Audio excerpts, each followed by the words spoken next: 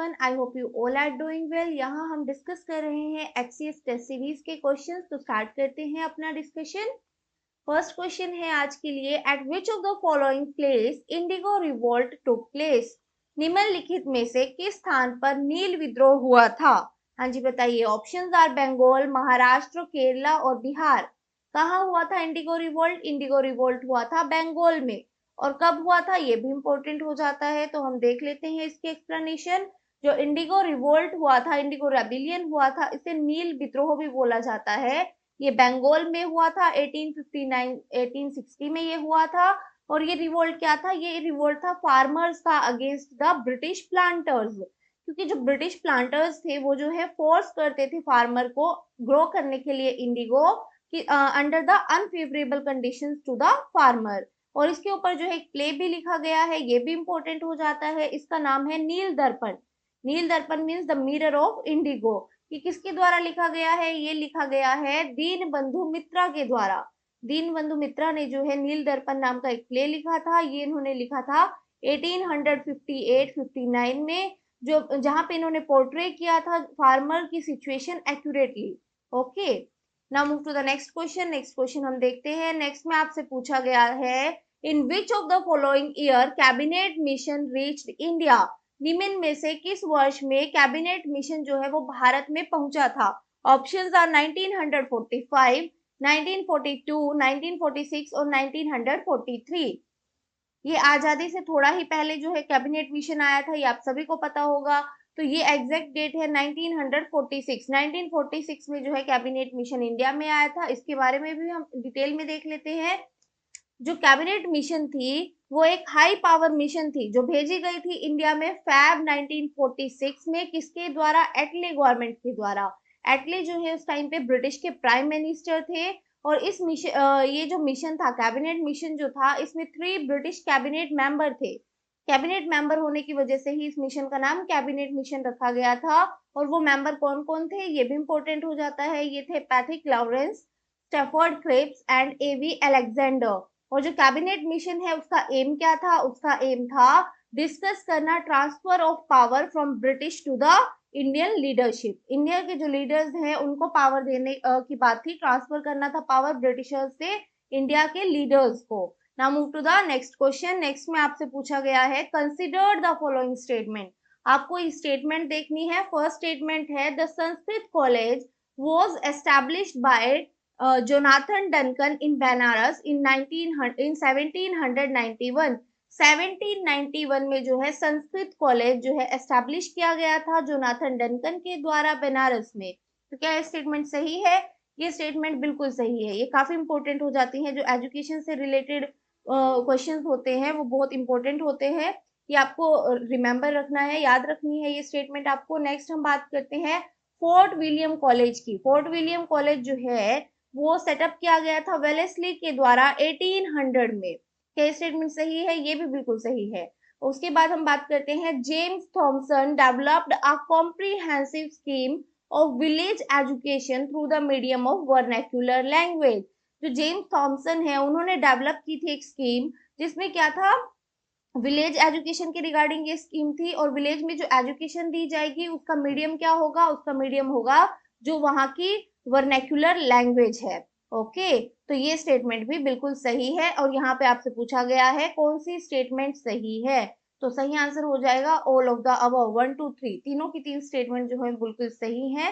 ये बिल्कुल ही factual question है, ये आपको ध्यान रखना है। किसने कौन सा कॉलेज कहाँ एस्टेब्लिश किया था। Now move to the next question. Next question हम देखते हैं। यहाँ आपसे पूछा गया है, स्टेटमेंट्स ही है यहाँ पे भी, consider the following statement.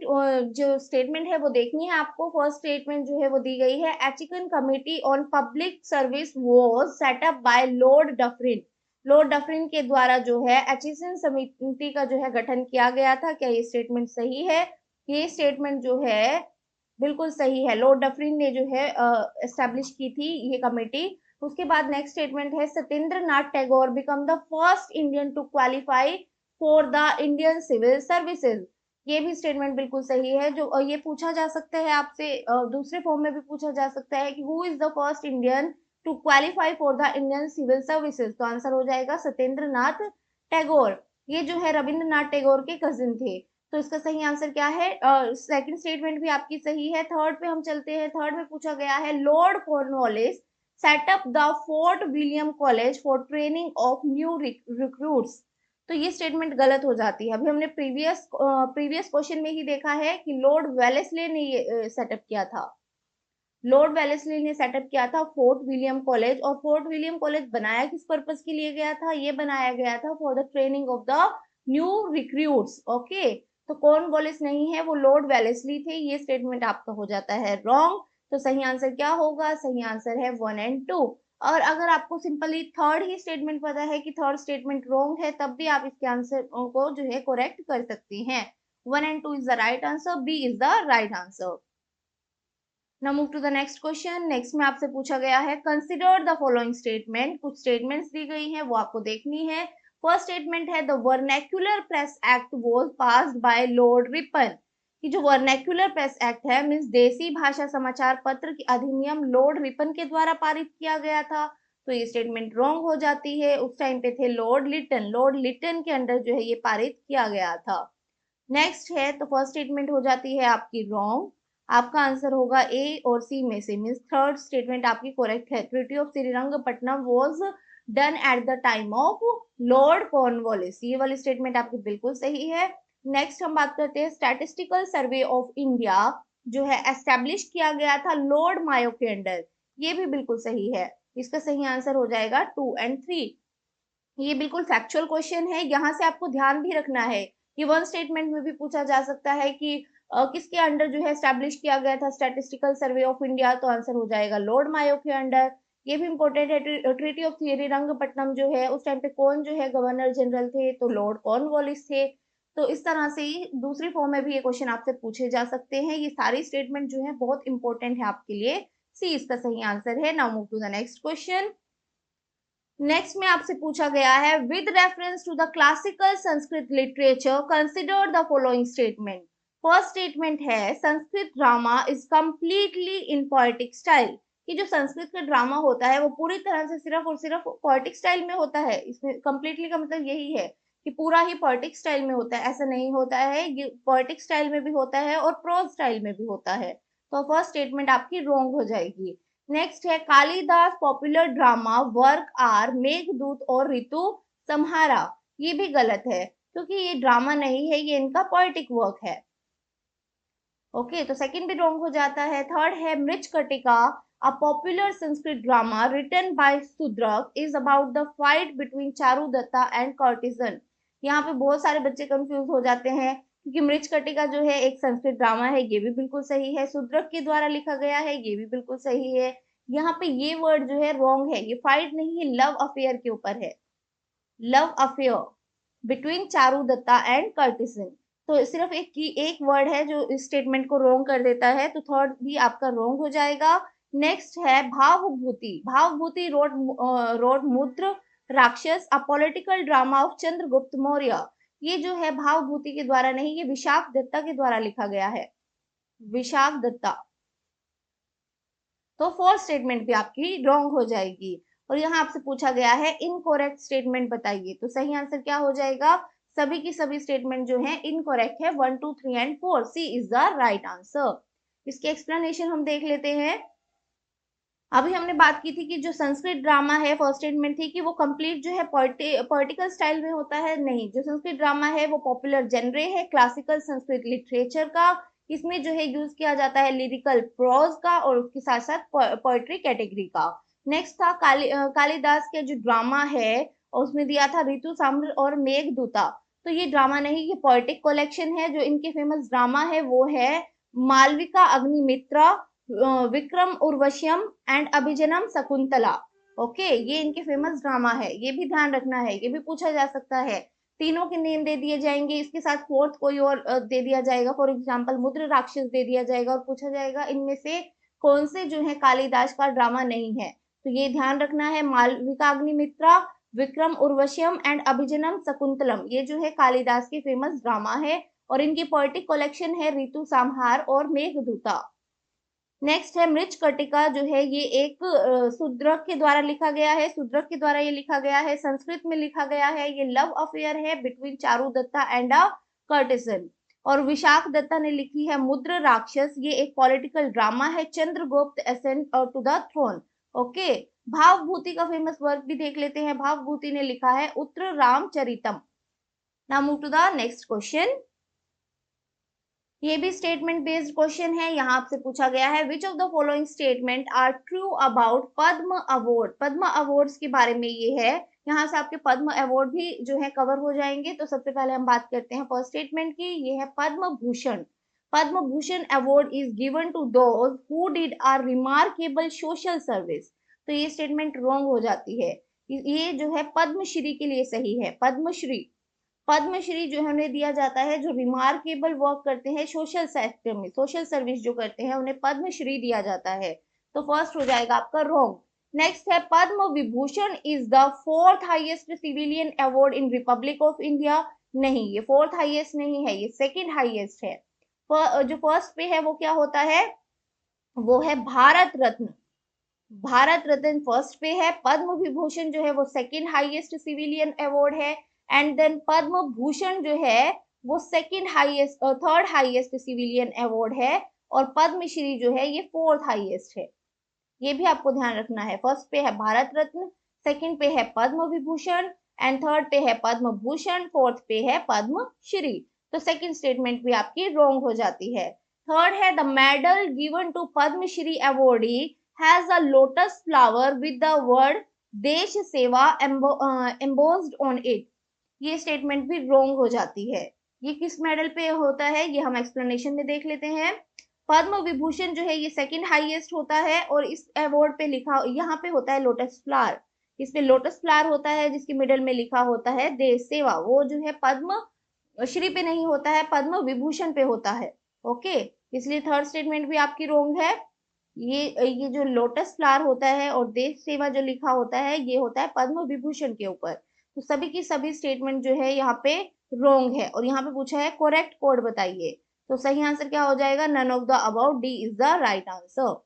Okay, now move to the next question. Explanation मैंने ऑलरेडी आपको दे ही दी है। तो हम नेक्स्ट क्वेश्चन की तरफ बढ़ते हैं। नेक्स्ट में आपसे पूछा गया है the smaller occurrences in igneous and metamorphic rocks are called. हाँ जी बताइए, जो स्मॉलर अक्रेंस होती है इग्नियस और मेटामॉर्फिक रॉक्स के अंदर उन्हें क्या बोला जाता है। Options are veins, lodes, placer deposit और नन ऑफ दीज। सिरा, परत, प्लेसर, निक्षेप या फिर इनमें से कोई भी नहीं। स्मॉलर पूछा गया है। स्मॉलर अक्रेंस जो होती हैं उन्हें वेन्स बोला जाता है और जो लार्जर अक्रेंस होती हैं उन्हें लॉर्ड्स बोला जाता है। हम इसके एक्सप्लेनेशन देख लेते हैं। द स्मॉलर द अक्रेंस, जितनी छोटी अक्रेंस होगी उसे वेन कहा जाएगा और जो लार्जर अक्रेंस होगी उसे लोड कहा जाएगा।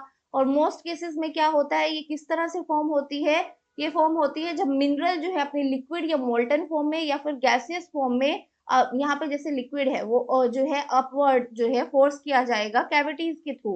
ओके, उस टाइम पे ये फॉर्म होती है।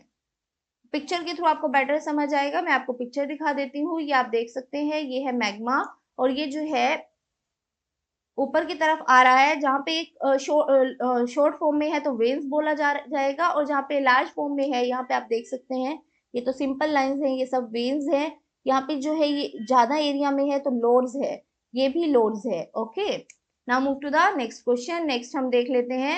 नेक्स्ट में पूछा गया है planets which lie between the sun and the belt of asteroids are known as. वे ग्रह जो सूर्य और क्षुद्र ग्रहों के बेल्ट के बीच स्थित होते हैं उन्हें क्या कहते हैं। Options are inner planet, outer planet, meteors और कॉमेट्स। इसका सही आंसर होगा, इन्हें बोला जाता है इनर प्लैनेट्स। मैं आपको पिक्चर के थ्रू दिखा देती हूँ। ये देखिए, ये है एस्ट्रॉइड बेल्ट। एस्ट्रॉइड बेल्ट और सन के बीच में पूछा गया है। तो ये 4 प्लैनेट्स जो है एस्ट्रॉइड बेल्ट और सन के बीच में होते हैं, मरकरी, वीनस, अर्थ, मार्स। और इन्हें बोला जाता है इनर प्लैनेट और इन्हें बोला जाता है आउटर प्लैनेट। इन्हें टेरेस्ट्रियल प्लैनेट भी बोला जाता है, टेरेस्ट्रियल। और इन्हें जो है गैसियस प्लैनेट बोला जाता है, गैसियस प्लैनेट। और ये भी क्वेश्चन पूछा जा सकता है कि एस्ट्रॉइड बेल्ट जो है वो किन प्लैनेट्स के बीच में है। तो आंसर हो जाएगा मार्स और जुपिटर के बीच में। ओके। और ये भी पूछा जा सकता है कि जो एस्ट्रॉयड बेल्ट है वहां पे सबसे बड़ा एस्ट्रॉयड कौन सा है, तो वो होता है सीरस। आप देख ही सकते हैं ये सबसे बड़ा एस्ट्रॉयड जो है वो है सीरस। नेपच्यून के बाद जो है प्लूटो, प्लूटो को जो है प्लैनेट नहीं है इस टाइम पे। उसके बाद आती है Kuiper belt. Okay, now move to the next question. Next question की तरफ हम बढ़ते हैं। नेक्स्ट में आपसे पूछा गया है, in which of the following year continental drift theory was given by Alfred Wegener a German meteorologist. हाँ जी बताइए, कॉन्टिनेंटल ड्रिफ्ट थ्योरी जो है वो किसके द्वारा दी गई थी और कौन से ईयर में दी गई थी, ये दोनों ही इंपॉर्टेंट है। कॉन्टिनेंटल ड्रिफ्ट थ्योरी जो है ये एल्फ्रेड वेगेनार के द्वारा दी गई थी और कब दी गई थी, 1912 में, 1912 में ये दी गई थी। A is the right answer. Now move to the next question. Next में पूछा गया है, which among the following volcanoes become explosive if somehow water went into the vent, otherwise they are less explosive। ये volcano जो है ये explosive होता है यदि उसमें पानी चला जाता है, अदरवाइज ये जो है लेस एक्सप्लोसिव होता है। ये कौन सा वोल्केनो है? Options are shield volcano, cinder cone volcano, composite volcano या फिर कॉल्डेरा। इसका सही आंसर है ये होता है shield volcano. A is the right answer. इनके बारे में हम थोड़ा देख लेते हैं। जो शिल्ड वोल्केनो होता है वो एक्सप्लोसिव होता है यदि पानी उसके अंदर चला जाता है, somehow water get into the vent, otherwise they are less explosive। उसके बाद हम बात करेंगे कंपोजिट वोल्केनो की। जो कंपोजिट वोल्केनो होते हैं ये टॉल होते हैं, स्टीप कोन्स होते हैं और ये जो होते हैं इनमें एक्सप्लोसिव इरप्शन होती है। शिल्ड वोल्केनो जो है ये लार्ज होते हैं, जेंटली स्लोप्ड होते हैं और इफ्यूजिव इरप्शन यहाँ पे होती है।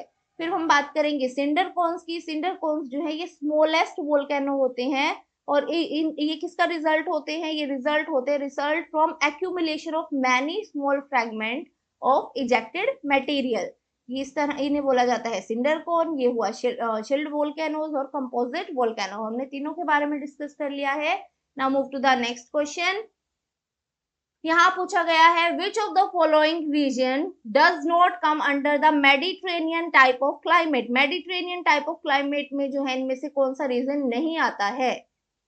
जो मेडिटेरेनियन सी है उसके आसपास जो जैसा क्लाइमेट होता है उस तरह का क्लाइमेट इनमें से कहाँ नहीं होता है? और वैसे भी मेडिटेरेनियन टाइप ऑफ क्लाइमेट जो है मैक्सिमम एरिया में ये होता है, तो बताइए ये कहाँ कहाँ होता है? Options are central Chile, California, southern Australia और ब्राजील। इसका सही आंसर होगा ये ब्राजील में नहीं होता है, बाकी सभी जगह होता है। सेंट्रल चाइल्ड में होता है, कैलिफोर्निया में होता है, सदर्न ऑस्ट्रेलिया में होता है।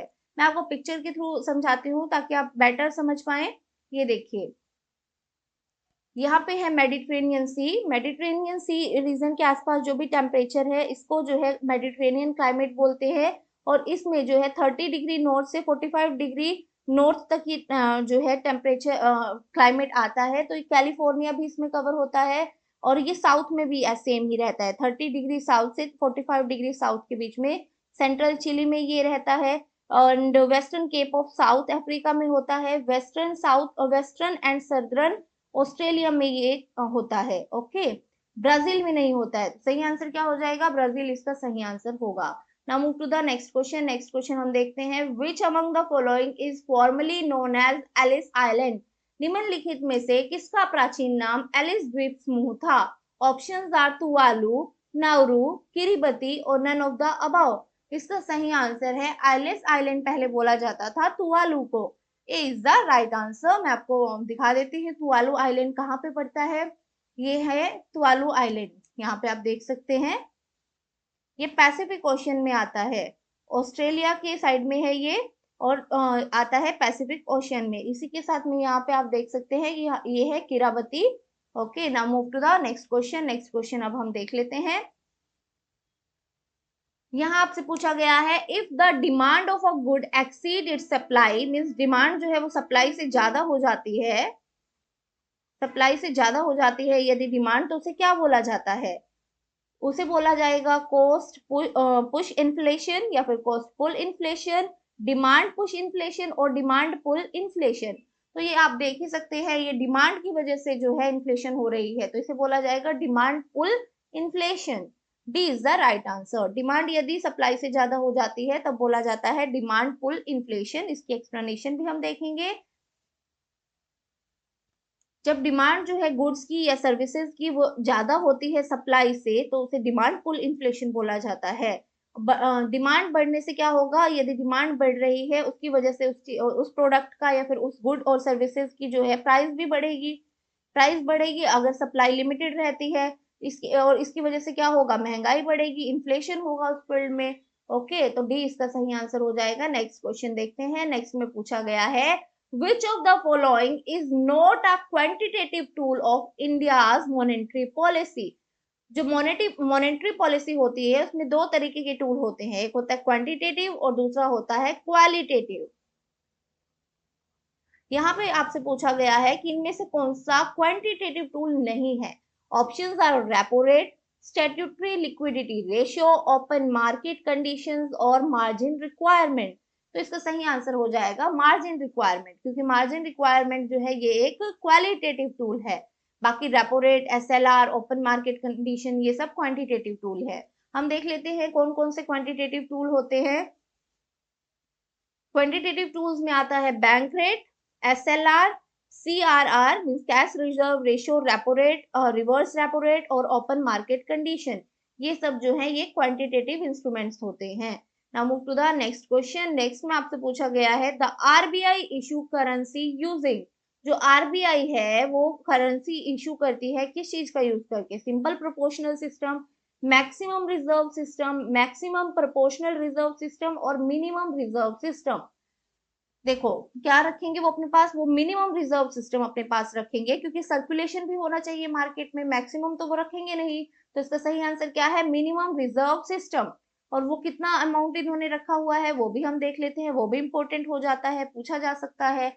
आरबीआई जो है वो इशू करता है currency on the basis of minimum reserve system, जिसमें आरबीआई बैंक जो है अपने पास रखता है 200 करोड़, जिसमें से 115 करोड़ जो है वो गोल्ड की फॉर्म में है और 85 करोड़ जो है वो फॉरेन सिक्योरिटीज की फॉर्म में है।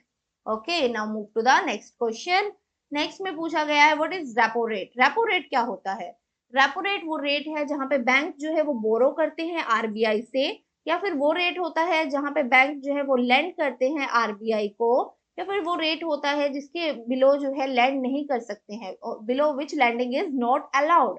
और लास्ट है आपके पास कि दोनों ही स्टेटमेंट सही है, बी और सी, बी और सी दोनों सही है। तो रेपो रेट क्या होता है, रेपो रेट वो होता है जहां पे जो है बैंक बोरो करते हैं आरबीआई से। तो ए इसका सही आंसर हो जाएगा, A is the right answer. और जो ये स्टेटमेंट दी गई है, the rate at which bank lend to RBI, इसे बोलते हैं reverse repo rate. Reverse repo rate इसे बोला जाता है, जहां पे आरबीआई जो है बैंकों से पैसा लेता है उसे रिवर्स रेपो रेट बोला जाता है। ए इसका सही आंसर होगा। आपसे रेपो रेट पूछा गया था। Now move to the next question. Explanation मैंने ऑलरेडी आपको बता दिया है। नेक्स्ट में आपसे पूछा गया है, which is the first stock exchange of India. Bharat का पहला शेयर बाजार कौन सा है। Options are Bombay stock Exchange, National Stock Exchange, Over the Counter Exchange of India Limited और Interconnected Stock exchange of India. इसका सही आंसर है बॉम्बे स्टॉक एक्सचेंज। ये इंडिया का पहला स्टॉक एक्सचेंज है। इसके बारे में हम थोड़ा जान लेते हैं। जो बीएसई लिमिटेड है जिसको बोला जाता है बॉम्बे स्टॉक एक्सचेंज, ये जो है इंडिया का स्टॉक एक्सचेंज है जो कि लोकेटेड है दलाल स्ट्रीट मुंबई के अंदर। और इसको एस्टैब्लिश कब किया गया था ये भी इंपॉर्टेंट हो जाता है। इसको एस्टैब्लिश किया गया था 1875। तो आप देख सकते हैं ये कितना पुराना है। और ये जो है एशिया का ओल्डेस्ट स्टॉक एक्सचेंज है, सिर्फ इंडिया का ही नहीं, ये एशिया का ओल्डेस्ट स्टॉक एक्सचेंज है। यदि आपसे पूछा जाए कि एशिया का ओल्डेस्ट स्टॉक एक्सचेंज कौन सा है, और डिफरेंट कंट्री, सिंगापुर के स्टॉक एक्सचेंज का नेम दे दिया जाए, चाइना के कोई स्टॉक एक्सचेंज का, इंडिया के, तो आपको पजल नहीं होना है। पूरे एशिया के अंदर आपसे पूछा गया है, एशिया में ओल्डेस्ट स्टॉक एक्सचेंज जो है वो बॉम्बे स्टॉक एक्सचेंज है। Okay, now move to the next question. Next में आपसे पूछा गया है, the fundamental right under Indian constitution are borrowed from the constitution of. जो फंडामेंटल राइट हैं वो कहाँ से बोरो किए गए हैं, कि मैंने ऑलरेडी पूरी लिस्ट आपको बताई थी कि हमने हमारे कॉन्स्टिट्यूशन में हमने कहाँ से क्या चीज बोरो की है। जो फर्स्ट पार्ट हमने डिस्कस किया था उसमें मैंने पूरी लिस्ट आपको बताई थी। तो इसका जल्दी से आंसर बताइए, ये कहाँ से बोरो किए हैं। ये बोरो किए गए हैं यूएसए से। C is the right answer. 69 का हो जाएगा C. Now move to the next question. Next में पूछा गया है which fundamental right was deleted by 44th constitutional amendment act. इनमें से कौन सा फंडामेंटल राइट को जो है डिलीट किया गया था 44th कॉन्स्टिट्यूशनल अमेंडमेंट एक्ट के under. Options are right to strike, right to property, right to protest and right to elementary education. तो इसका आंसर आप सभी को पता होगा, इसका सही आंसर है राइट टू प्रॉपर्टी को जो है एलिमिनेट कर दिया गया था, डिलीट कर दिया गया था एज अ फंडामेंटल राइट। और इसको कहाँ रखा गया था वो भी इंपॉर्टेंट हो जाता है। एज अ फंडामेंटल राइट इसको डिलीट कर दिया गया था और इसको जो है बना दिया गया था एक legal right. Okay, legal right बनाया गया था अंडर आर्टिकल 300 ए, और ये प्रेजेंट टाइम में आर्टिकल 300 ए में है, जो पार्ट 12 है इंडियन कॉन्स्टिट्यूशन का। पार्ट 12 के अंदर आर्टिकल 300 ए के अंदर ये एज अ लीगल राइट जो है मेंशन है, right to property. Next question देखते हैं। नेक्स्ट में आपसे पूछा गया है विच डिस्क्राइब द, यदि अब आपसे पूछा जाए कि राइट टू प्रॉपर्टी जो है वो क्या, कौन सा राइट है, फंडामेंटल राइट है, लीगल राइट है, कॉन्स्टिट्यूशनल राइट है, तो इसका सही आंसर हो जाएगा राइट टू प्रॉपर्टी जो है वो एक लीगल राइट है। Now move to the next question. Next में पूछा गया है who describe directive principle of state policy means DPSP as the noble feature of the Indian constitution. किसने मेंशन किया था डीपीएसपी को as the noble feature Indian constitution का? Options are Pandit Jawaharlal Nehru, Granville Austin, doctor B R Ambedkar, Mahatma Gandhi. इसका सही answer है, ये जो है डीपीएसपी को नोबल फीचर बोला था डॉक्टर बी आर अम्बेडकर ने। सी इसका सही आंसर हो जाएगा। Now move to the next question. Next में आपसे पूछा गया है which of the following union territories are acquired by the French। इनमें से कौन सी यूनियन टेरिटरी को जो है एक्वायर किया गया था फ्रेंच के द्वारा? Options are Goa, Puducherry, Dadra and Nagar Haveli, Daman and Diu. इसका सही आंसर है पुडुचेरी, बी इसका सही आंसर हो जाएगा। गोवा, दादर एंड नगर हवेली, दमन एंड दीव, इनको जो है एक्वायर किया गया था पोर्तुगीज के द्वारा, पोर्तुगीज के द्वारा, और पुडुचेरी को एक्वायर किया गया था फ्रेंच के द्वारा। So B is the right answer. Now move to the next question. Next में आपसे पूछा गया है how many fundamental duties were suggested by the Swaran Singh committee. स्वर्ण सिंह कमेटी के द्वारा जो है कितनी फंडामेंटल ड्यूटी सजेस्ट की गई थी? Options are 8 fundamental duty, 10 fundamental, 11 और 9। तो कई बच्चे पजल हो जाते हैं क्योंकि इनकी रिकमेंडेशन के बाद जो है 10 फंडामेंटल ड्यूटी जो है वो कॉन्स्टिट्यूशन में डाली गई थी, तो उन्हें लगता है कि उन्होंने 10 ही सजेस्ट की होंगी, बट ऐसा नहीं था, उन्होंने सजेस्ट की थी 8 फंडामेंटल ड्यूटीज। उसके बाद थोड़ा बहुत चेंज करने के बाद 10 फंडामेंटल ड्यूटीज जो है वो डाली गई थी इनकी रिकमेंडेशन के बाद, स्वर्ण सिंह कमेटी की रिकमेंडेशन के बाद। तो इसका सही आंसर है 8।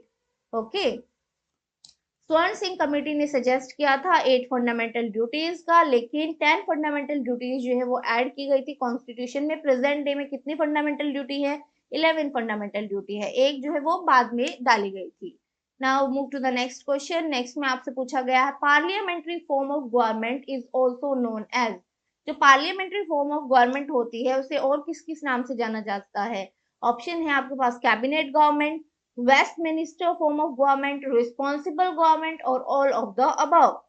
तो इसका सही आंसर हो जाएगा ऑल ऑफ द अबव। जो पार्लियामेंट्री फॉर्म ऑफ गवर्नमेंट होती है उसे कैबिनेट गवर्नमेंट भी बोला जाता है, क्योंकि जो पार्लियामेंट्री फॉर्म ऑफ गवर्नमेंट होती है उसमें कैबिनेट होता है। वेस्टमिनिस्टर फॉर्म ऑफ गवर्नमेंट भी बोला जाता है, क्योंकि ये जो है वेस्ट से ही ये कॉन्सेप्ट आया था, इसलिए वेस्टमिनिस्टर फॉर्म ऑफ गवर्नमेंट बोला जाता है। रिस्पॉन्सिबल गवर्नमेंट भी बोला जाता है, क्योंकि यहाँ पे जो एग्जीक्यूटिव होते हैं they are responsible to the legislature, तो इसे रिस्पॉन्सिबल गवर्नमेंट भी बोला जाता है। So all of the above is the right answer. Now move to the next question. ये आज का हमारा लास्ट क्वेश्चन है। यहाँ पे इससे पहले हम इसकी एक्सप्लेनेशन देख लेते हैं। पार्लियामेंट्री फॉर्म ऑफ गवर्नमेंट में क्या होता है? पार्लियामेंट्री फॉर्म ऑफ गवर्नमेंट जो होती है, यहाँ पे एग्जीक्यूटिव जो है वो रिस्पॉन्सिबल होता है टू द लेजिस्लेचर अपनी सभी पॉलिसीज और प्रोग्राम के लिए। और पार्लियामेंट्री फॉर्म ऑफ गवर्नमेंट को जो है कैबिनेट गवर्नमेंट भी बोला जाता है, रिस्पॉन्सिबल गवर्नमेंट भी बोला जाता है, और वेस्टमिनिस्टर फॉर्म ऑफ गवर्नमेंट भी बोला जाता है। कि मैंने वैसे आपको ऑलरेडी एक्सप्लेन कर दिया था। तो हम नेक्स्ट क्वेश्चन की तरफ बढ़ते हैं। नेक्स्ट में आपसे पूछा गया है कंसिडर द फॉलोइंग स्टेटमेंट। आपको नीचे दी गई स्टेटमेंट देखनी है। फर्स्ट स्टेटमेंट है the government is classified into unitary and federal on the basis of the nature of relations between the national and the regional government. कि जो गवर्नमेंट है उसको क्लासिफाई किया जाता है यूनिटरी और फेडरल में किस बेसिस पे कि वो नेशनल और रीजनल गवर्नमेंट के बीच में क्या रिलेशन है। तो ये स्टेटमेंट बिल्कुल सही है। यदि जो है नेशनल के पास ज्यादा पावर होगी, मीन सेंटर के पास ज्यादा पावर होती है, तो वो हो जाती है फेडरल। फेडरल गवर्नमेंट इंडिया की कैसे गवर्नमेंट है? इंडिया की जो है फेडरल गवर्नमेंट है विद स्ट्रॉन्ग सेंटर। फेडरल है वैसे, बट सेंटर जो है थोड़ा टिल्ट जो है वो यूनिटरी की तरफ है। ओके, मीन्स कि किसी किसी कंडीशन में जो है यूनिटरी गवर्नमेंट हो जाती है। फॉर एग्जांपल इमरजेंसी के केस में, यदि इमरजेंसी अप्लाई हो जाती है तब ये जो है यूनिटरी हो जाती है।